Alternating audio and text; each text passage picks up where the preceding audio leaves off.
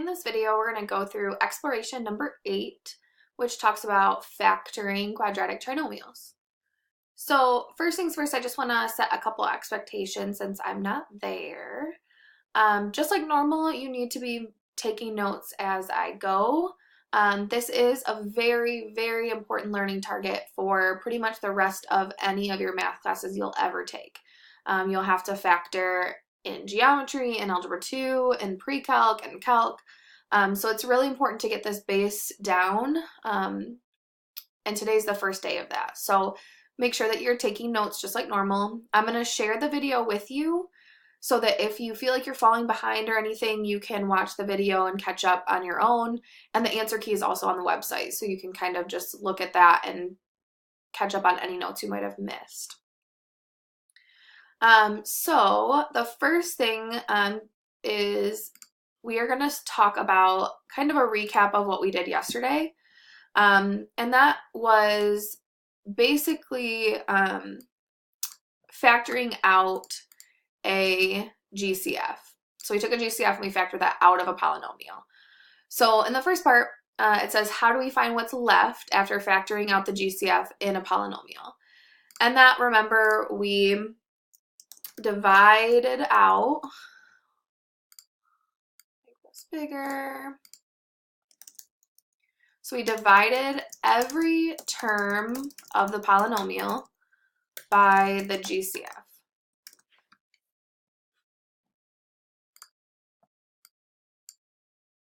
Okay, so we took each term of the polynomial, divided by whatever our GCF was, and then wrote out what was left inside parentheses.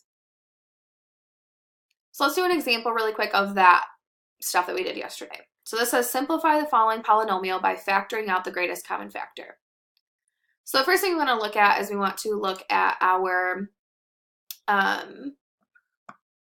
coefficients. So I have my 13, my 26, and my 3.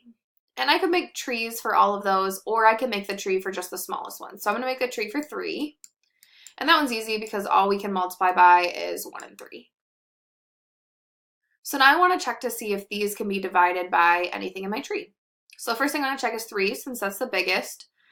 And I ask myself, can 13 be divided by 3? Well, that is no, so that definitely cannot be our GCF. And I only have one other option, and that's 1. So I'm going to write down a 1. And then I'm going to move on to the m's. And so I see I have m squared here, and m squared here. Well, at most, I can take out 2 m's from all of them because they all have 2 m's. So I'm going to do m squared. And then I'm going to move on to the x's. So I have 2 x's here, 1 here, and 1 here. So at most, I can pull out 1, so I'm going to pull out an x. Now to find out what's left is we're going to take and divide every term by this GCF. So the first thing I'm going to do is 13 divided by 1. Well, that gives me 13. And then I ask myself, I had 2 m's, I took 2 away. How many do I have left? Well, that means I have none. So that part's done. And then I had 2 x's and I took 1 away, so I have 1 left. Then that term is done and I move to the next one. Next, I have 26 divided by 1, which is 26. So I'm going to do plus 26. And then I had 2 m's, I took 2 away, so I have none left. And then I had 1 x and I took 1 away, so I have none left. So that term is done as well. And last, I have negative 3 divided by 1 to give me negative 3. And then I had 2 m's, I took 2 away, so I have none left. I had 1 x, I took 1 away, so I have none left. So my parentheses are done and I'm done with that term. So now I want to ask ourselves inside parentheses the 2 questions we normally ask for polynomials. So first, do I have any like terms? Well, hopefully you see that we do have like terms in our polynomial. We have 26 and negative 3. And so we want to simplify that. So our GCF out front stays the same, and this 1 you can write or not write, it doesn't really matter. But we're going to do m squared x, and then 13x, and positive 26 minus 3 is going to be plus 23. So now I don't have any more like terms, and I need to ask myself, is this in standard form? It is, so this is my final answer. So why don't you take a second and do the you try.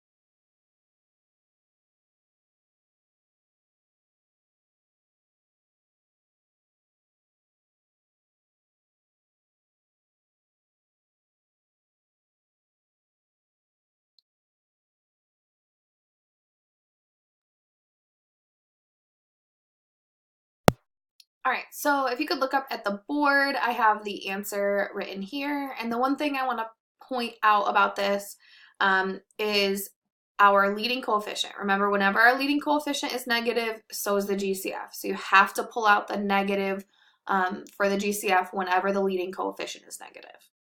Okay, but this is what you should get for that you try. So now let's talk about kind of what we're adding on to this. So this was a review from yesterday. Now we're going to add on to that stuff. So the first thing we're going to do is we're going to take notes in here about the steps of how to factor. And so once we take the notes on the steps, then we'll go through a couple examples of what that actually looks like. So step number 1, let's make this a little bit smaller.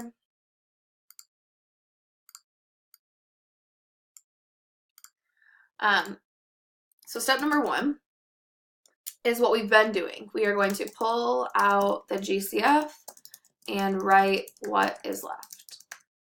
Okay, so that's what we just did. We figured out what our GCF is. We divided the terms in the polynomial by that. So then step 2 is to identify A, B, and C in the polynomial inside the parentheses.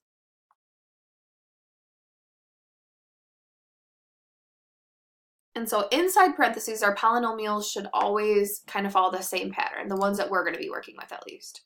So inside, we're going to have A in front of the x squared term, and then B in front of the x term, and then C is the constant by itself.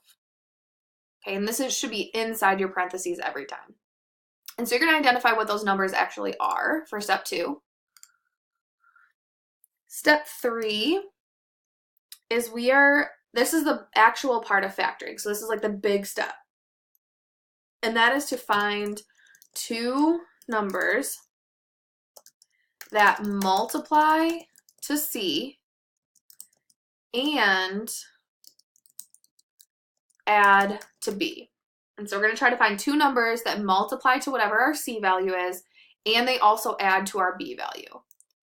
And the way that we do that in our class is we use a T-chart to keep our work organized. So that's what this is going to look like. And you should draw this template in your notes.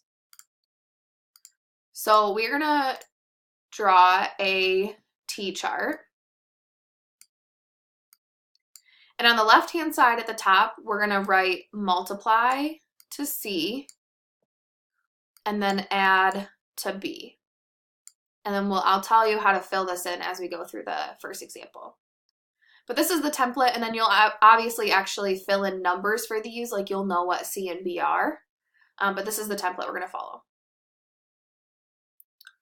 So then once we find those 2 numbers, the 2 numbers that multiply to C and add to B, we then write our answer as, and this is going to be the same every time. So it's going to be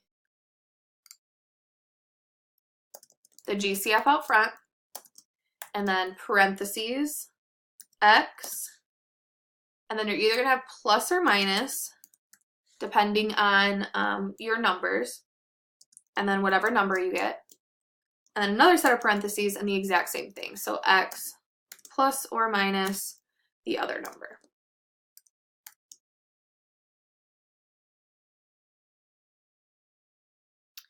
Okay, and then you're also going to be asked to check your work at some point. It's a good habit to get into anyway. But to check our work, we are basically, like, the process that we're doing is factoring is division. We're dividing the polynomial into pieces. And so what's the opposite of division? Multiplication. So checking our work, we are going to multiply out our answer, and we should get the original polynomial if we are right. Okay, so if we multiply it out and we get the original polynomial, we know that we found the right numbers. So this is the end of the first video. So I'm going to have the teacher leave this up for a couple minutes so you can get this part filled in, but then we're going to move on in about 2 minutes to do an example problem.